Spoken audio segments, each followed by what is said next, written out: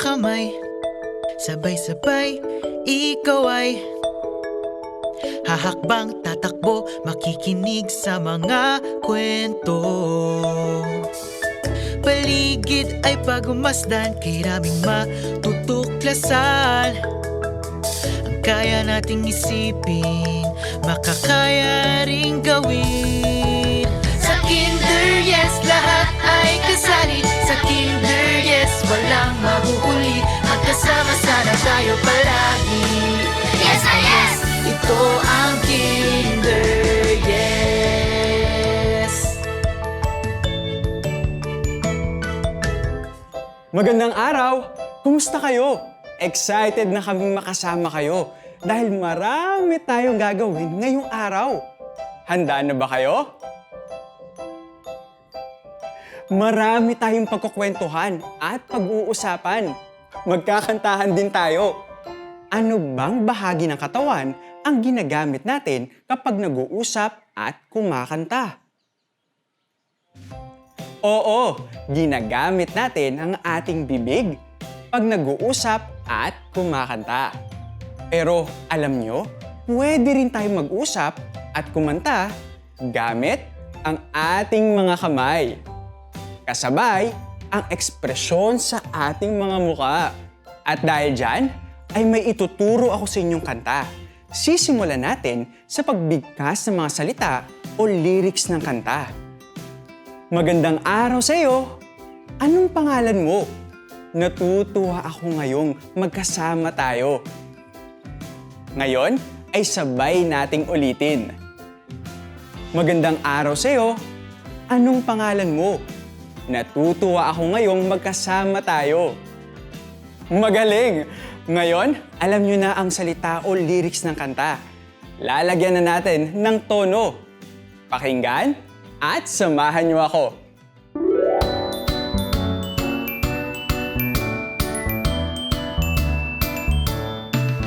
Magandang araw sa'yo, anong pangalan mo? Natutuwa ako ngayong magkasama tayo. Magandang araw sa'yo, anong pangalan mo? Ako si Teacher Uno, ikaw naman si...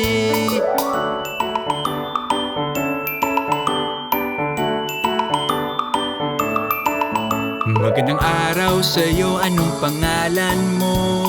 Natutuwa ako ngayong magkasama tayo. Magandang araw sa'yo, anong pangalan mo?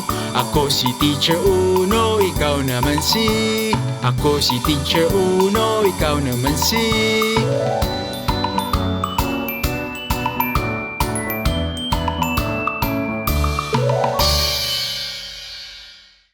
Ayan, magkakakilala na tayo. Ano nga uli ang pangalan ko? Tama!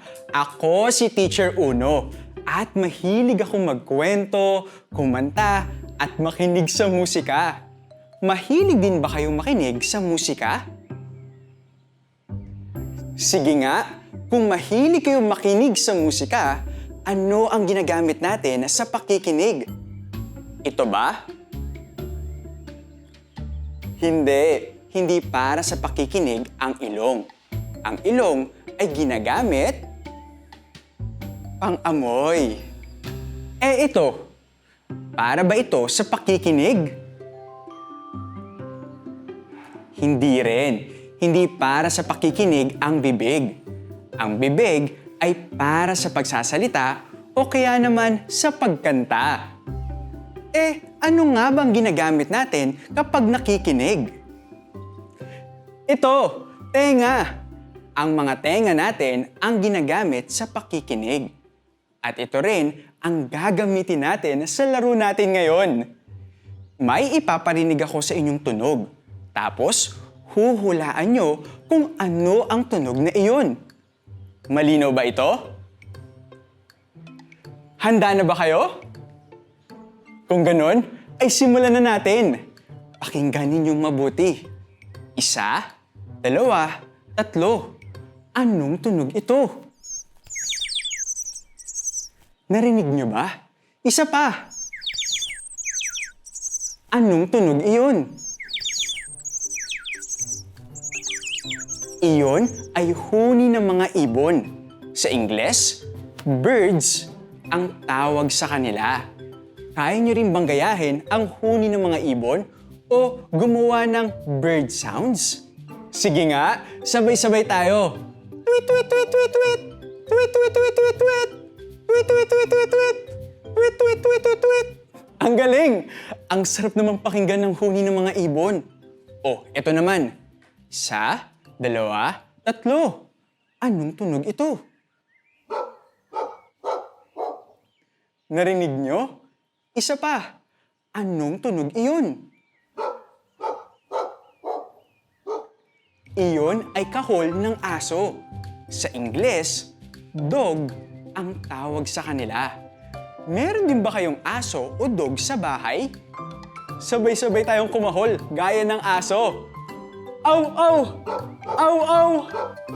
Malakas na kahol ng aso. Aw, aw! Aw, aw! Mahina namang kahol ng aso. Aw, aw! Aw, aw! Paano naman ang tahimik na aso? Aw, aw, aw! Mahusay! May isa pa tayong tunog. Ano naman kaya ito? 1, 2, 3. Anong tunog ito? Naririnig nyo? Isa pa. Iyon ay tunog ng kotse. Sa Ingles, ang kotse ay tinatawag na car. Sabay-sabay naman nating gayahin ang tunog ng kotse. Brum! Beep, beep! Malakas na tunog at busina ng kotse. Beep, beep! Mahinang tunog at busina ng kotse. Beep, beep! Malakas! Beep, beep! Mahina! Beep, beep! Sa bilang ng 3, ang kotse natin ay hihinto. 1, 2, 3, hinto! Teka, parang hiningal ako dun ah. Napagod rin ba kayo? Parang napagod ako. Ha? Naririnig niyo yun? Anong tunog iyon? Iyon ang tibok ng puso ko. Ang bilis, no? Naririnig niyo rin ba ang tibok ng puso niyo? Pahinga muna tayo. Pakinggan niyo rin ang tibok ng puso ng mga kasama niyo.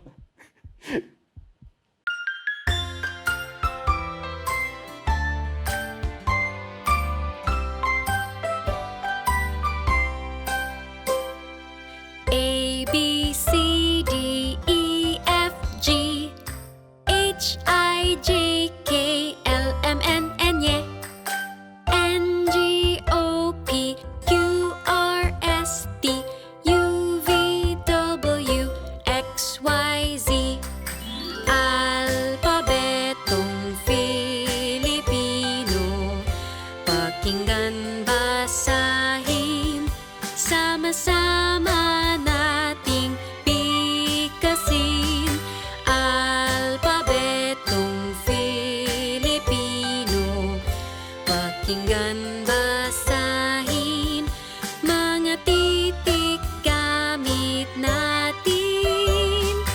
A, B, C, D, E, F, G, H, I, J, K, L, M, N, N, G, O, P, Q, R, S, T, U, V, W, X, Y, Z.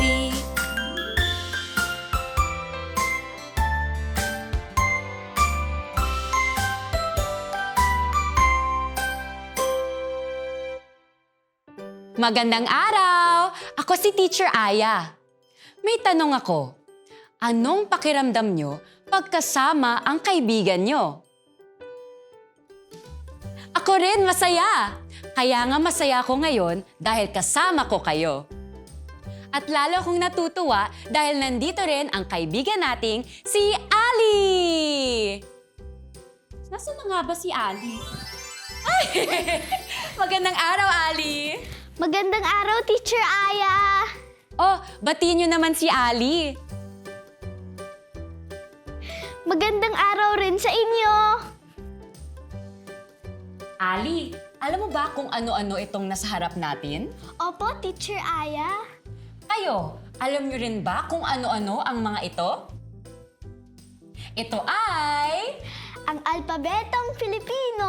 Tama! Alam mo ba, Ali, kung ilang titik ang nasa alpabetong Filipino?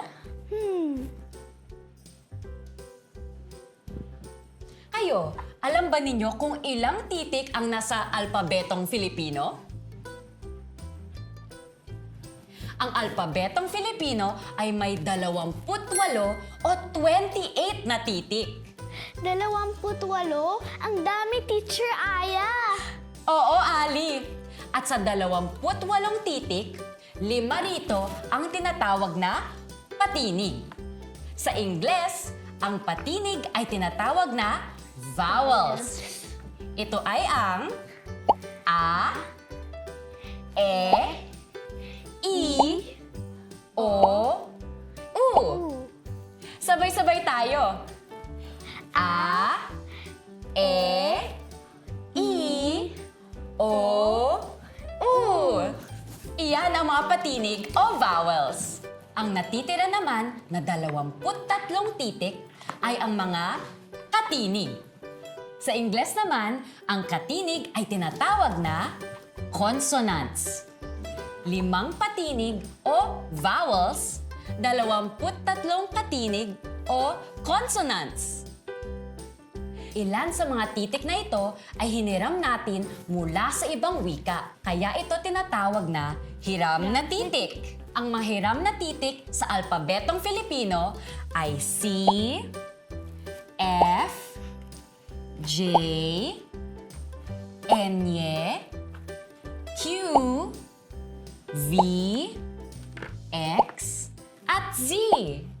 C, F, J, N, Q, V, X, at Z. Iyan ang mga hiram na titik. Mga titik na hiram natin sa ibang wika.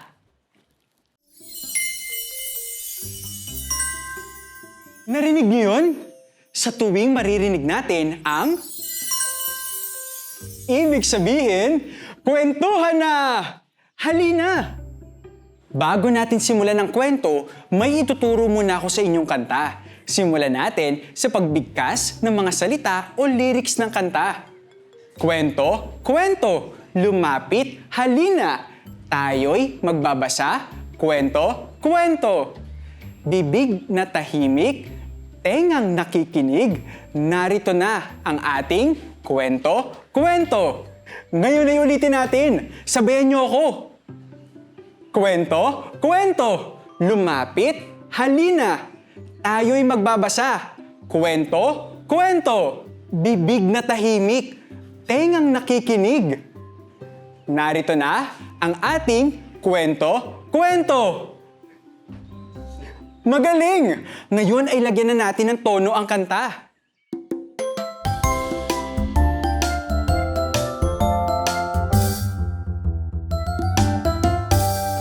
Kwento, kwento, lumapit halina, tayo'y magbabasa. Kwento, kwento, bibig na tahimik, tengang nakikinig. Narito na ang ating kwento, kwento, kwento, kwento. Sino mga kasama nyo ngayong makinig sa ating kwento? Sige nga, kawayan nyo sila at sabihing makinig ng mabuti ha. Ang ibabahagi kong kwento ay tungkol sa isang pamilya na laging magkakasama. Kayo, sino-sino ang makasama nyo sa bahay? Alam nyo ba ang pangalan ng bawat isa sa kanila? Siyempre, mahalaga na may pangalan tayong lahat. At tungkol dyan, ang kwento natin ngayon. Ito ang kwento ng Pamilya Tilaok, isang pamilya ng mga manok.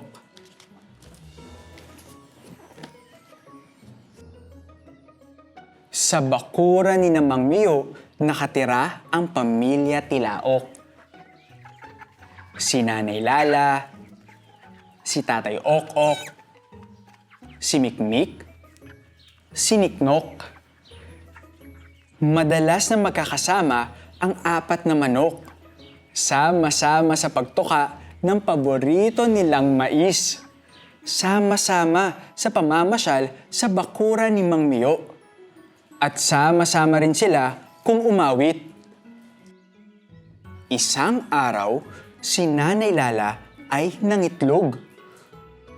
Tuwang-tuwa ang lahat dahil madadagdagan na naman ang kanilang pamilya. Ano kayang ipapangalan natin sa kanila? Ang ni Nanay. Mag-isip tayo, ang sabi ni Tatay. Alam ko na, mais! Sigaw ni Tatay Ok-ok. Mais? Mais tilaok? Isip pa tayo ng ibang ipapangalan. Tanong ni Nanay Lala. Nag-isip na nag-isip sina Nanay at Tatay ng pangalan para sa bunsong sisiw. Pero lumipas ang ilang araw, wala pa rin silang maisip na pangalan. Kayo, may naiisip ba kayong pwedeng ipangalan sa sisiw? Tignan natin kung yun din ang naisip ng pamilya Tilaok. Tutulong din po kami ni Niknok sa pag-isip ng pangalan, sabi ni Mikmik. Alam ko na! Mio! Sigaw ni Niknok. Mio? Katulad ng pangalan ni Mang Mio? Tanong ni Mikmik. Mag-isip pa tayo ng ibang ipapangalan, sabi ni Nanay Lala. Ngayon, 4 na manok na ang nag-iisip ng pangalan para sa bunsong sisiw. Pero makalipas ang ilang araw, wala rin silang maisip. Ano kaya ang gagawin ng pamilya Tilaok? Wala pa rin silang naiisip na pangalan. Ano sa tingin niyo ang mangyayari? Tignan niya natin kung anong mangyayari. Dumating ang araw na napisa ang hinihintay na sisiw. Sumilip ang ulo ng pinaka-hinihintay nilang sisiw. Namilog ang mga mata ng pamilya Tilaok. Tik! Ang bigkas ng sisiw. Tik! Tik! Nagkatinginan sina Nanay Lala, Tatay Ok-ok, Mikmik, at Niknok. Napangiti sila. Tik! Ang muling sigaw ng sisiw. Tik! Magandang pangalan, sabi ni Nanay. Ikaw ay tatawagin naming Tik! Sigaw ni Mikmik. Tik Tilaok! Iyan ang binigay nilang pangalan sa bagong miyembro ng pamilya Tilaok. Sa kanilang tuwa, sama-sama silang umawit bilang pagdiriwang sa pagdating ni Tik sa kanilang pamilya. Puk, puk, puk! Sabayan natin sila sa pagkanta. Puk, puk, puk! Tik Tilaok! Puk, puk, puk! Tik Tilaok! Nagustuhan niyo ba ang kwento ni Tik at ng pamilya Tilaok? Ikaw, Ali, anong masasabi mo sa kwento? Nagustuhan ko po, Teacher Uno. Lalo na nung lumabas na si Tik sa itlog at nagsabi ng tik, tik, tik. Sa kwento, anong pinag-isipan nila ng matagal? Pinag-isipan po nila kung ano ipapangalan sa bunsong sisiw. Tama, sama-sama sila nag-isip ng ipapangalan sa bagong miyembro ng kanilang pamilya. Alam nyo, mahalaga ang pagkakaroon ng sariling pangalan. Karapatan ng bawat tao, maging ng mga batang tulad nyo, na magkaroon ng sariling pangalan. Importante po. Kaya pala sa pamilya namin, may kanya-kanyang kaming pangalan. Ali, Ate Mira, Kuya Alex, Nanay Laila, Tatay Jose, iba-ibang pangalan. Sa ibang pamilya naman, minsan may magkapareho ng pangalan. Tulad sa pamilya namin, ipinangalan ako sa tatay ko. At ang tatay ko, ipinangalan naman sa lolo ko. Kaming tatlo, Uno ang pangalan. Alam mo, madalas na ginagawa ito ng mga Pilipino bilang tanda ng paggalang at pagmamahal sa mga kapamilya nila. Ah, ganun po ba? Kaya siguro magkapangalan kami ng tita ko. Ali rin po ang pangalan niya. Mabuti pa, itanong mo sa nanay at tatay mo pag uwi mo sa inyo. Sige po, Teacher Uno. Uuwi muna ako sa amin. Kayo, ano-anong pangalan ng mga kapamilya nyo? May kapangalan ba kayo sa kanila? Kami sa probinsya, madalas kaming umuwi ng aking pamilya sa bukid. Ang daming mga hayop sa bukid. Gayahin natin ang tunog ng mga hayop sa paligid ko. Sabay-sabay tayo ha. Simulan natin sa kambing. Sa Ingles, ang kambing ay tinatawag na goat. Ano ang tunog ng kambing o goat? Me, me. Ano naman kaya ang tunog ng kalabaw? O sa Ingles, carabao. Oo nga. Nga. Nga. Ayun naman, bibe. Ano ang tunog ng bibe o sa Ingles, duck? Quack, quack. Quack, quack. Ang huhusay niyo gumaya ng tunog ng mga hayop. Uy, teka. Sino yun? Ay, ang alagang unggoy ng lolo ko. Kaya niyo bang gayahin ang tunog ng unggoy o monkey? Sige nga, sabay-sabay tayo ah. 1, 2, 3.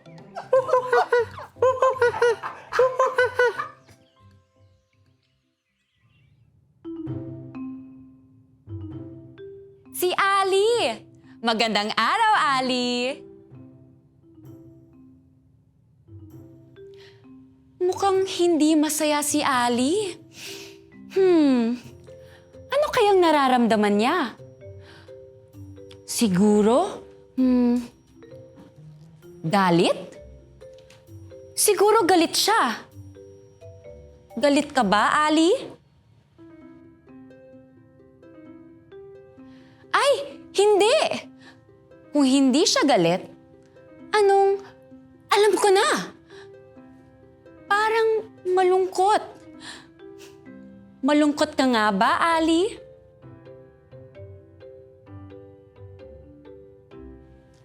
Sabi ko na nga ba malungkot ka. Bakit ka naman malungkot? Dahil sa laruan mo?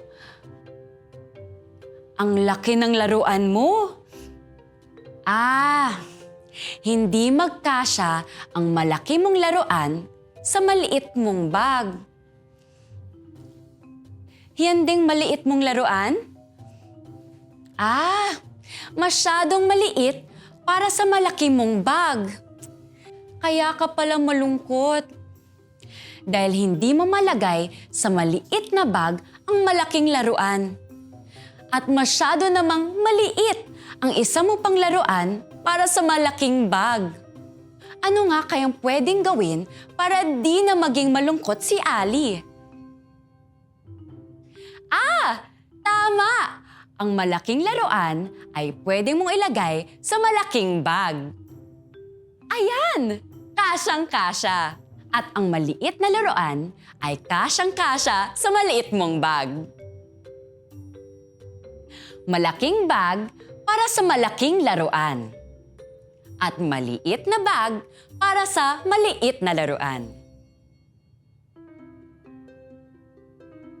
Walang anuman, Ali.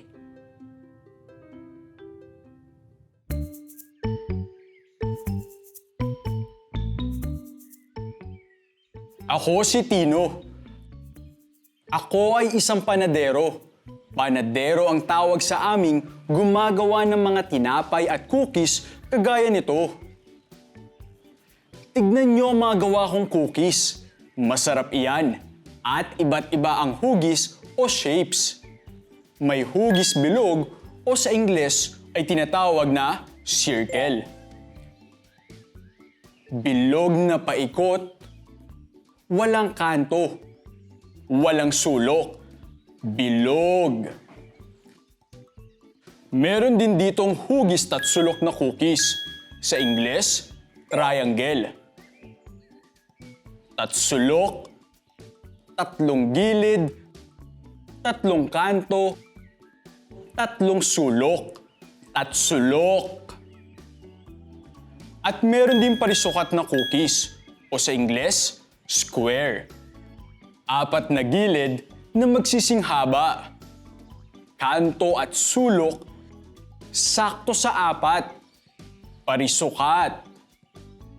Kaya lang, hindi magkakasama ang mga hugis. Baka malito ang mga bibili sa akin. Kailangan kong igrupo ayon sa hugis ang mga tinapay ko.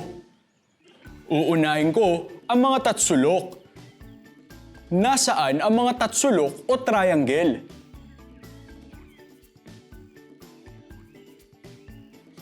Ito. 1, 2. Saan pa? Ayun! 3. Meron akong 3 cookies na hugis tatsulok. At pagsasamahin ko sila rito. Susunod naman ay parisukat o square. Pagsasamahin ko ito. 1. Nasaan pa ang ibang parisukat? Ayun! 2. At 3. Meron din akong 3 parisukat. Dito ko ilalagay ang mga ito. At ang natitira ay 1, 2, 3. 3 bilog o circle. Ayan! Magkakagrupo na ang paninda kong hugis. Tatsulok, triangle, parisukat, square, at bilog. O sa Ingles, circle. O, bili na kayo! Bili! Bili na kayo ng tinapay! Bili na ng iba't ibang hugis ng tinapay! Ali, alam mo ba kung nasan si Teacher Uno? Hindi ko alam. O, kahon. Bigyan niyo kami ngayon. Alam mo ba kung ano ito, Ali? Kahon po! Hindi lang ito karaniwang kahon. Ito ang ating mahiwagang kahon! Ang kahon na magbibigay sa atin ng kung ano-ano! Kung ano-ano? Kung ano-anong bagay na pwede nating gamitin para lumikha ng kahit ano. Kailangan ko lang bigkasin ang mahiwagang tula. O kahon, bigyan mo kami ngayon ng supresang gagamitin sa aming likhang sining. Wala akong makapa. Kailangan niyo ata akong sabayan sa pagbigkas ng tula. Sabay tayo ha. O kahon, bigyan mo kami ngayon ng sorpresang gagamitin sa aming likhang sining. Ano ito? Medyo makinis. Magaan. Parang lalagyan na walang laman. Alam niyo ba kung ano ito? Ito ay Plastic na bote? tama, isang plastic na bote.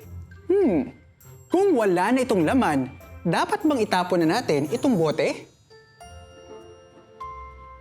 Siyempre hindi, dahil pwede pa natin itong magamit sa ibang paraan.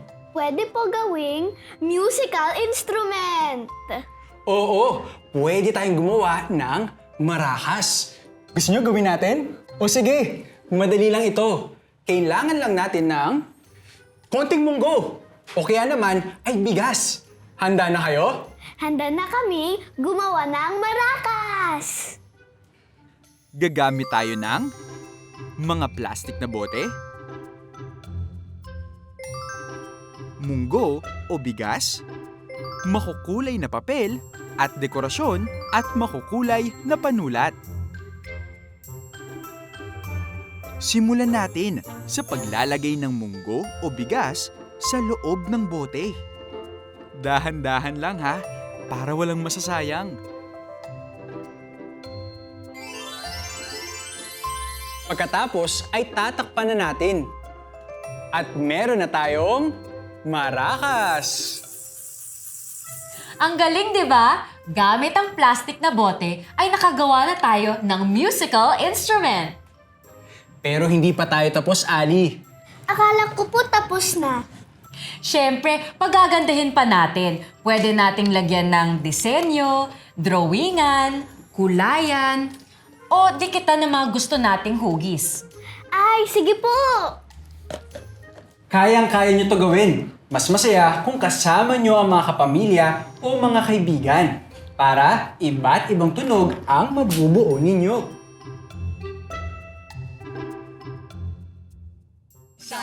Dalawa, isa, dalawa, tatlo! Ang galing! Gawa pa tayo ng marami! Teacher Uno, Teacher Aya! Oo ba? Gawa rin kayo at magtugtugan tayo. Alam niyo po ba, ito ang paborito kong ginawa ngayong araw na to, ang gumawa ng marakas! Ito rin ang paborito ko, Ali. Ako naman, ang paborito ko, ang kwento ni Tik at sa Pamilya Tilaok. Kayo, anong paborito nyo sa mga ginawa natin ngayong araw?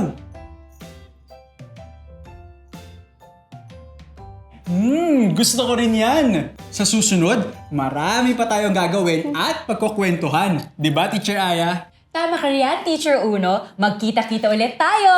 Hanggang sa muli!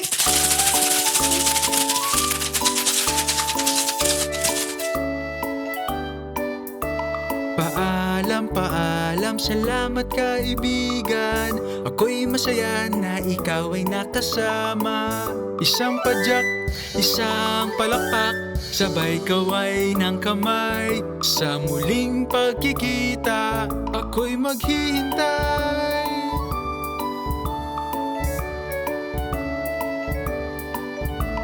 Paalam, paalam, salamat kaibigan. Ako'y masaya na ikaw ay nakasama. Isang padyak, isang palakpak, sabay kaway ng kamay. Sa muling pagkikita, ako'y maghihintay.